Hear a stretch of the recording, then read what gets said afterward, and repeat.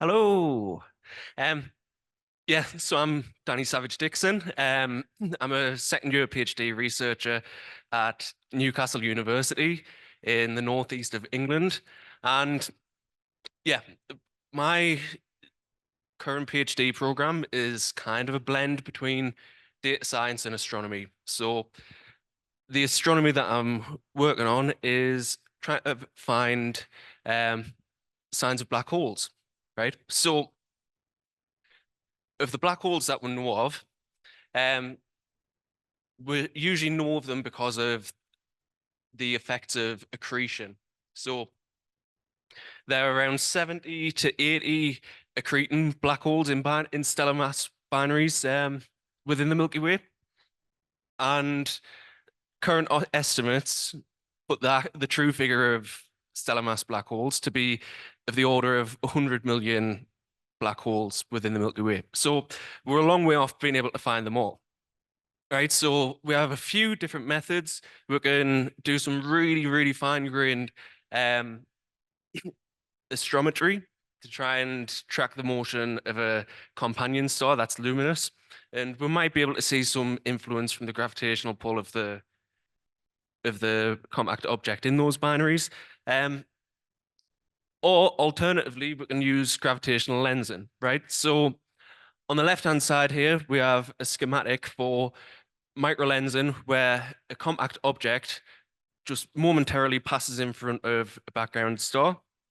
And due to the way that the light path arcs around the compact object, you end up with a momentary increase in the brightness of the star, which we can see on the right-hand side. Now, the left-hand side is the chance alignment. So that is just these one-off situations where we can't really constrain too much about the black holes themselves. So we don't know what the masses are. We don't really know the location because it's not fixed. And there's a lot of uncertainty there. So the bulk of my PhD research is to try and see if we can detect microlensing signals in binary systems containing the black holes and specifically non-accreting black hole binaries. So the binary separation has to be large enough for the light curves to be warped, not the light curves, sorry, the rays to be lensed by the hole. It needs to be wide enough for that actually be detectable. And for our model, we're modeling using the lens mass, the mass of the star, the radius of the background star, the inclination. So if we assume that our binaries are at a 90-degree edge-on inclination with respect to the observers on Earth, that might actually give us some sort of signal. So a lot of this, if anyone is interested in exoplanets in here, a lot of this is very similar to the way that exoplanets are discovered using transits.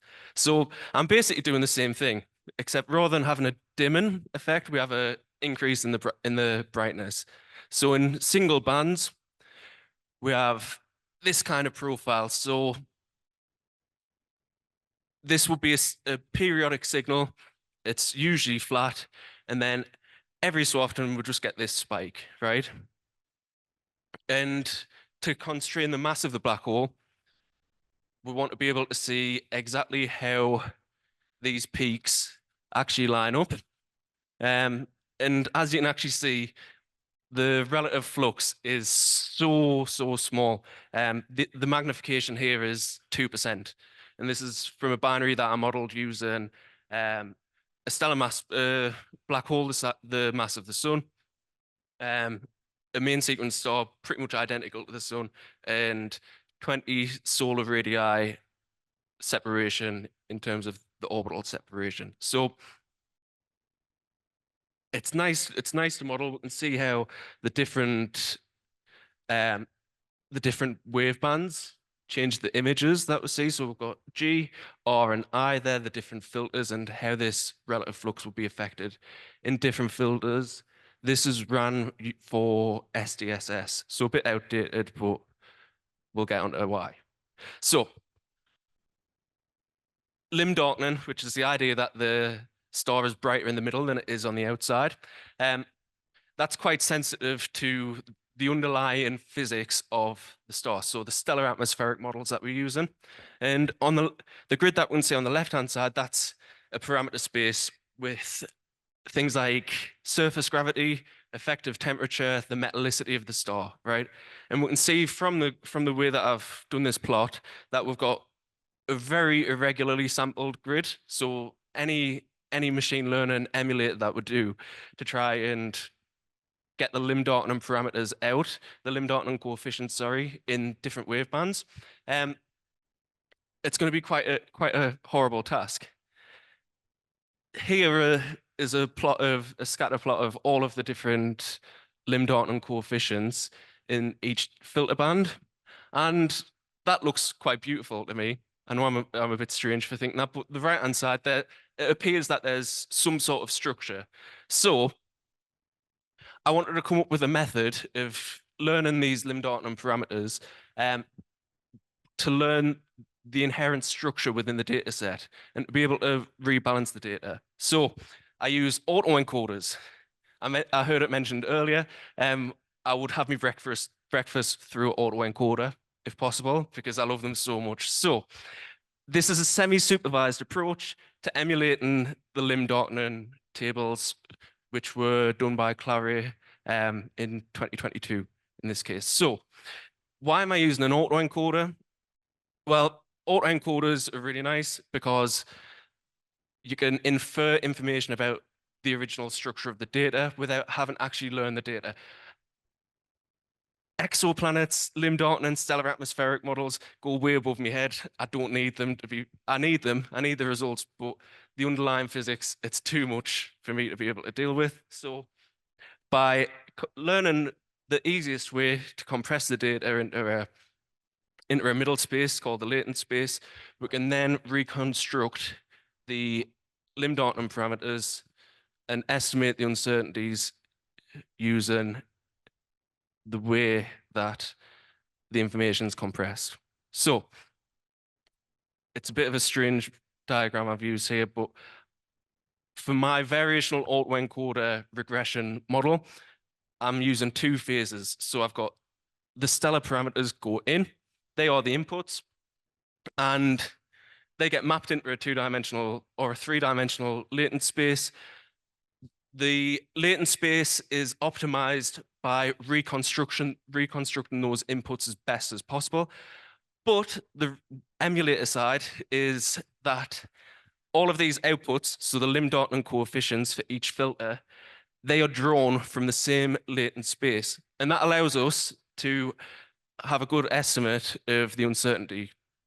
So mapping to a latent space, it regularizes the data and it makes it a lot more robust about with interpolation. So I've got a 3D plot of how my latent space actually looks. There are a few gaps, but through designing this specific type of loss function, the latent space is optimized, it's regularized. We can kind of we can fill in those gaps a bit easier than we would otherwise without this.